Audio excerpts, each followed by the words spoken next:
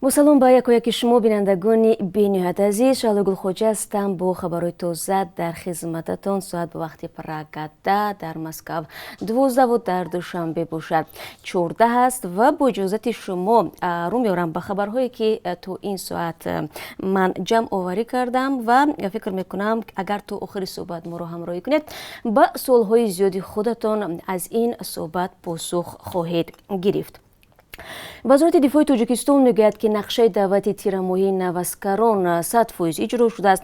به قول وزارت نقشه هنوز هفته گذشته کامل شده بود و کمیسی‌های داخلدار تا به آخر رسیدن معرکه دعوت در محل‌ها کار خود را پیش میبرند. موسم دعوت تیرماهی رسما 30 نوامبر انجام میشود. سخنگوی وزارت دفاع میگوید در صورتی که عرض و شکایت‌های شهروندان وارد شده باشند کمیسیای مذکور آنها را در این مدت بررسی خواهد کرد. در موسم امسال جوانانی از 18 تا 27 ساله به صف ارتش جلب گردیدند. از همه بیشتر یا که پیشتر در مورد اجرا شدن نقشه ولایت مختار کوهستانی بدخشان، ناحیه‌های رشت، لخش، سنگوار و نورآباد خبر داده بودند. وزارت دفاع تاجیکستان پیوسته تاکید میکند که در مقایسه با سالهای پیش شرایط خدمت جوانان در ارتش بهتر شده است و شماره آنهایی که اختیاری به خدمت میروند افزوده است. ساکنان و تحلیلگران باشد همواره از وجود جلب مجبوری جوانان، عامل‌های کروپسیونی، شکنجه و مناسبت سرد و شرایط بد در قسم‌های حربی و نبود امتیازهای کافی برای سربازان شکایت دارند. در موسم تیرماهی امسال نیز چندین حالت‌های جلب اجباری جوانان رسانه‌ای شده، نوارهای به اصطلاح ابله و در شبکه‌های اجتماعی نشر گردیدند. آنهایی که نیت سفر از روسیه به تاجیکستان را دارید لطفاً به نقشه پروازهای چارتری توجه کنید. فردا 13 نوامبر انجام 4 پرواز برای انتقال مسافران در نظر گرفته شده است. شرکت سامان ایر توسط 3 پرواز از مسکو شهروندان را به دوشنبه میبرد. همچنین یک پرواز دیگر از سنت پترزبورگ به پایتخت تاجیکستان عملی میگردد. ضمناً وزارت کار خارجه تاجیکستان اعلام کرد که در چند روز بعدی از بلاروس و قزاقستان خواهشمندان به وطن بازگردانیده می شوند.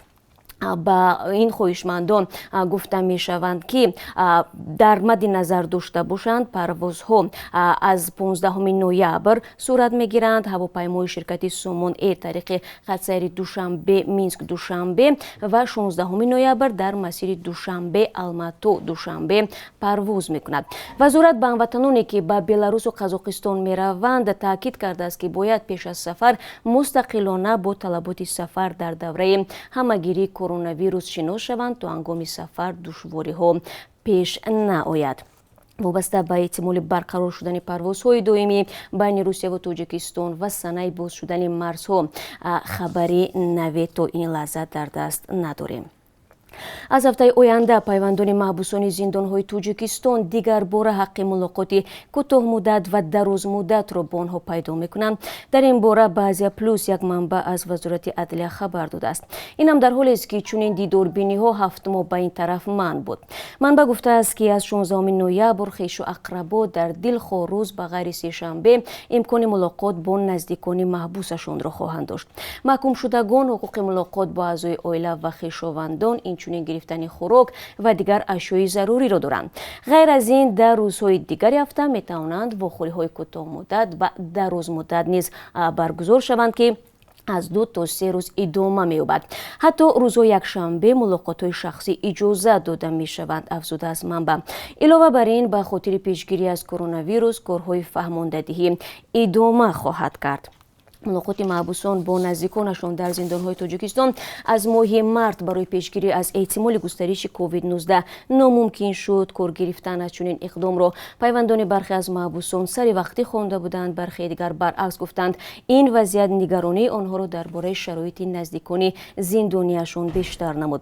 در پاسخ به چنین نگرانی‌ها ریاست زندان‌ها گفت که در مؤسسه‌های اصلاحی در اختیار محبوسان 24 ساعت تلفن گذاشته شده است تا اینکه با نزدیکانشان در ارتباط باشد. маъмурияти шаҳри Санкт-Петербург дар як конфронсе бахшида ба мавзӯи муҳоҷират дар бораи норасоии коргар ва кам шудани шумораи муҳоҷирон суҳбат карданд. мақомот гуфтанд ба ин шаҳри Русия аксаран муҳоҷирон аз Тоҷикистон, Узбекистон ва Қирғизистон меоянд. аз ҷумла гуфта шуд ки маҳдудиятҳои марбут ба коронавирус омадани муҳоҷиронро 88% кам кардааст. дар 9 моҳи соли ҷорӣ ба Санкт-Петербург 213,000 шаҳрвандони хориҷӣ ворид шуданд ки аксарияташ сайёҳон буданд. дар маҷмӯъ дар соли 2020 барои кор ба ин шаҳри бузурги Русия ҳамагӣ 60,000 муҳоҷир омадааст. мақомоти Санкт-Петербург мегӯянд дар ин муддат мизони ҷинояткорӣ дар байни муҳоҷирон 8% коҳиш ёфта, вале содир намудани ҷиноят дар нисбати хориҷиён баръакс 8% зиёд шудааст. бинандагони азиз, тақрибан 2 ҳафта мешавад ки мо ҳамарӯза аз минтақаҳои мухталифи Тоҷикистон дар бораи барқкушӣ аз шумо шикоятҳо мегирем. гуфта мешавад ки нерӯи барқ аз соати 7 ва ё 8 субҳ то бегоҳи рӯзӣ ва дар баъзе ҷойҳо аз шаб то саҳар нерӯи барқ хомӯш мегардад. сокинон мегӯянд чунин вазъият маҷрӯи зиндагиашонро ба ҳам задааст ва инам дар ҳолест ки обу ҳавошиносон дар моҳи ҷорӣ шурӯи сардиҳоро дар кишвар пешгӯӣ карданд. сокинон аз он шиква мекунанд ки ҳеҷ кас ҳам ба онҳо нагуфтааст ки чаро рӯзона барқ намегиранд ва кай ин мушкил рафъ мешавад. дар сомонаҳои расмии Тоҷикистон ва ҳам ширкати барқи тоҷик ҳеҷ тавзеҳе дар ин замина нашр нашудааст. сухангӯи ширкати барқи тоҷик мегӯяд дар кишвар лимити барқ ҷорӣ нашудааст, балки корҳои профилактикӣ ва ё худ таъмирӣ ҷараён дорад ва ба ҳамин зудиҳо ба поён мерасад. вале мутахассисони соҳаи энергетика ҷумла Камолиддин Сироҷиддинов бар ин аст ки мушкилот на дар таъмири ин ё он дастгоҳ, балки марбут ба норасоии об мебошад.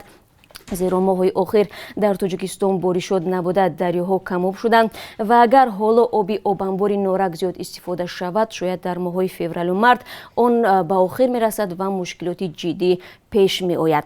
ба гуфтаи ин мутахассис, айни замон ба эҳтимоли ағлаб 3 агрегати нерӯгоҳи норак кор карда, агрегатҳои боқимонда махсус барои сарфаи об барои зимистон аз кор боздошта шуданд. ба бовари Сироҷиддинов, бо оғози боришот ва афзоиши ҳаҷми маҷрои об вазъ ба эътидол хоҳад омад.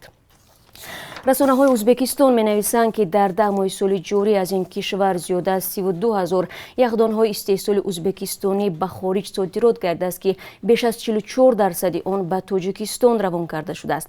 маблағи умумии ин моли содиротӣ ба Тоҷикистон 2,3 миллион доллари амрикоиро ташкил додааст. дар ин баробар содироти телевизорҳо ба Тоҷикистон 2,2 маротиба афзудааст. дар маҷмӯъ дар ин давраи муайян ҳаҷми умумии телевизорҳои содиротӣ ба кишварҳои хориҷӣ ҳудуди 14 миллион доллар будааст. дар ҳамин ҳол тибқи маълумоти Кумитаи давлатии умури Ӯзбекистон дар тӯли 8 моҳи соли 2020 аз давлати ҳамсоя ба Тоҷикистон ба маблағи 1,1 миллион доллар маводи доруворӣ содир карда шудааст. австралия як додистони хосро барои таҳқиқи айбномаҳои ҷиноятҳои ҳарбии низомиёни ин кишвар дар Афғонистон сафарбар мекунад. сарвазири Австралия Скотт Миллер 12 ноябр дар арафаи нашри гузориш дар бораи рафтори сарбозони нирӯҳои таъиноти хоси Австралия дар Афғонистон ҳушдор дод ки эҳтимол дар ин санад иттиҳоми амалҳои ҷиддии ҷиноӣ ҷой дошта бошад. соли 2016 муфаттиши кулли вазорати мудофиаи Австралия таҳқиқи айбномаҳои кушторҳои ғайриқонунӣ ва хилофкориҳои сарбозони нирӯҳои таъиноти хоси Австралия дар байни солҳои 2005-2016 шурӯъ карда буд. соли равон муфаттиши кул иброз дошт ки таҳқиқот камаш 55 ҳодисаи куштори эҳтимолии афроди ғайринизомӣ ва собиқнизомӣ аз тарафи сарбозони Австралияро ташхис карданд. вазорати корҳои дохилии Тоҷикистон дар бораи садамаи маргбор дар Қубодиён хабар медиҳад ки бар асари он 2 нафар ҳалок ва 2 тани дигар маҷрӯҳ шуданд. ҳодиса дар рӯи шаҳри Туз Қубодиён сар задааст. шабонгаи 9 ноябр мошини Opel Astra ба қисми қафои ядаки трактори Т28 мезанад. ронанда ва як мусофири мошини сабукрав дар ҷои ҳодиса ба ҳалокат мерасанд. 2 мусофири дигар захмӣ мешаванд. дар шаҳри қазони русия бошад. Як шаҳрванди тоҷикистон дар ҳолати мастӣ сари чамбараки мошини шевроле круз нишаста ҳангоми ҳаракат дар роҳ ба худрави порше бархӯрдааст. Дар ин садама касе осеб надидааст. мошини зодаи тоҷикистонро ки сабабгори садама буд ба изгоҳи ҷаримавӣ интиқол дода, ронандаашро 30 000 рубли русӣ ҷарима бастанд. ҳамчунин ӯ барои 2 сол аз ҳаққи идораи мошин маҳрум шуд. фардо дар саҳни бинои сирки давлатии тоҷикистон ярмаркаи ҷойҳои кори холӣ ва вазифаҳои озод баргузор мегардад. ярмаркаи мазкур аз ҷониби раёсати агентии меҳнат ва шуғли аҳолӣ дар душанбе дар якҷоягӣ бо раёсати кор бо ҷавонон ва варзиш гузаронида мешавад. гуфта мешавад, дар ярмарка намояндагони ташкилоту муассиса, корхонаҳои шаҳри душанбе ва созмонҳое ки барои фиристодан ба муоҷирати меҳнатӣ ба хориҷ аз иҷозатнома доранд даъват карда мешаванд. ба шахсоне ки ихтисос надоранд барои касб омӯхтанд рохат медиҳанд. мақомоти тоҷик пайваста ярмарка ё намоишгоҳи ҷойҳои холиро баргузор мекунанд, вале афроди дар ҷустуҷӯи шуғл мегӯянд ҷойҳои корие ки пешниҳод мешаванд ё музди ночиз доранд ва ё танҳо барои иҷрои нақша баргузор мешаванд. хуб бинандагони азиз, ин чанд хабари тозае буд ки ман барои шумо мехостам бигӯям ва барои онҳое ки мехоҳанд дар ин рӯз бидонанд ки бонки миллии тоҷикистон қурби рубли русиро чӣ қадар таъин кардааст, бояд бигӯям ки имрӯз 1000 рубли русӣ 146 сомониву 70 дирам арзиш дорад ки нисбати рӯзи гузашта 10 дирам камтар мебошад. бо сипос ки то ин лаҳзаҳо маро тамошо кардед, ман шуморо бо гузоришҳои аз ин бештар дар бораи тоҷикистон ва ҷаҳон дар пахши мустақими барномаи хабарӣ 3 соат пас мунтазирам. то он дам худро эҳтиёт кунед. худо нигаҳдорад.